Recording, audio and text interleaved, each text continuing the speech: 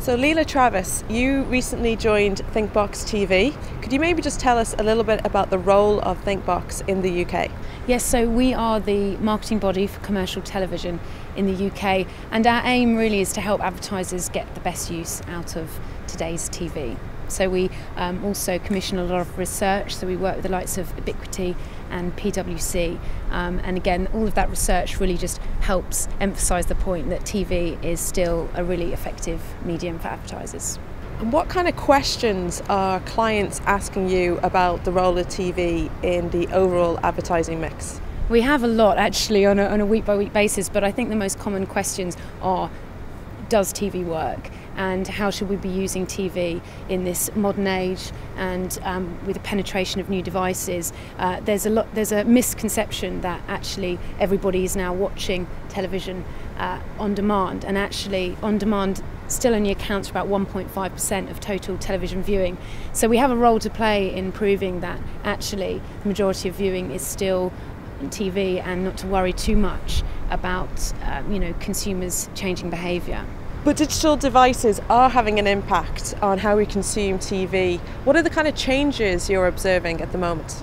Yeah, I think where we're really seeing the differences, which is positive for TV, is in multi-screening. So that is people watching television whilst using a secondary device. Sometimes they're actually using, the reason we call it multi-screening is because actually sometimes people have 3 devices. So they might have their laptop, their smartphone, and be watching the television. And that's a very positive thing for TV, because if people have got their device in front of them whilst they're watching their content, they can then talk to other people about that content, or potentially, now TV, well, not potentially, it definitely is a point of sale medium. So it presents a great opportunity for advertisers. Are you optimistic about the people working in the industry? I mean, what makes great TV planning? I think great insight, so a good understanding of your client's business and their challenges and their objectives. I think that's absolutely crucial. And I would say also collaboration. And that is collaboration with all of the different agencies, but also then within the agencies with all the different specialist teams. So not getting stuck, working in silos. I think it's really important to be collaborative, but also just make sure that your media is integrated and understand the role of different media. I have to ask you about something I heard you say in your talk. You mentioned that people who work in advertising are abnormal, and in fact you had data to back that up. Can you perhaps tell me a little bit more about why we're so abnormal? Well, so last year we did our annual TV Nation research, but the difference last year from previous years is that we wanted to hold a mirror up to our industry, and we wanted to look at the differences and similarities between ad people and then the rest of the nation. And the reason we did this was because we are supposed to be the experts, we are supposed to understand people and their behaviours, and we just wanted to see how well we're actually doing.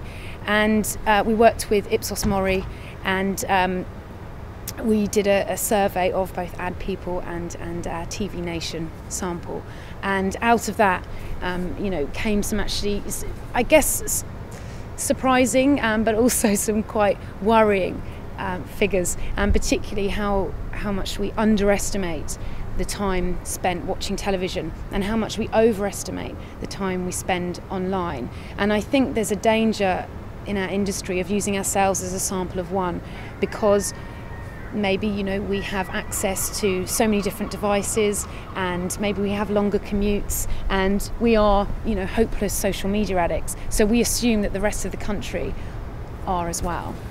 You also spoke about how we are entering this third golden age of television. What excites you most about the future of television?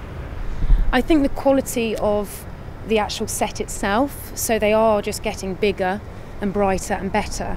And I think also it's about the content. So, there is just so much wonderful content out there. Game of Thrones is one of my favourites, but also you have Boardwalk Empire, and ITV last year aired Broadchurch, which is coming back this year, and I just can't wait. I thought it was absolutely fantastic. and it was shot beautifully.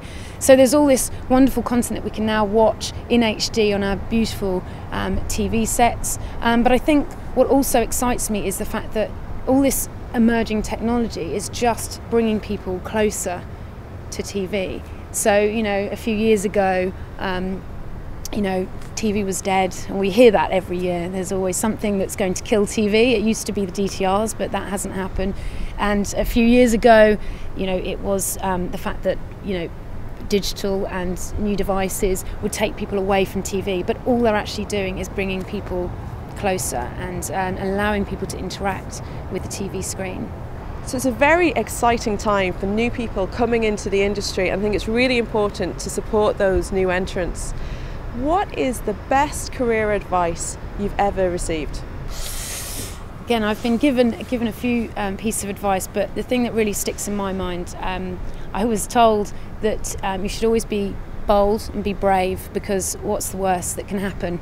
We're not in the industry of saving lives, although arguably advertising can, if you look at the Bush Heart Foundation campaign, but generally it's not life or death. So don't be afraid, and you know, be brave, and you know, and I think that was a great piece of advice. And my piece of advice to, you know, generations below me would be, you know, there's three things I think that I live by: is to be punctual, be professional, and be passionate.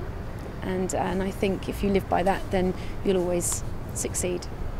Bold and brave, that's great advice. Thank you very much. Thank you very much.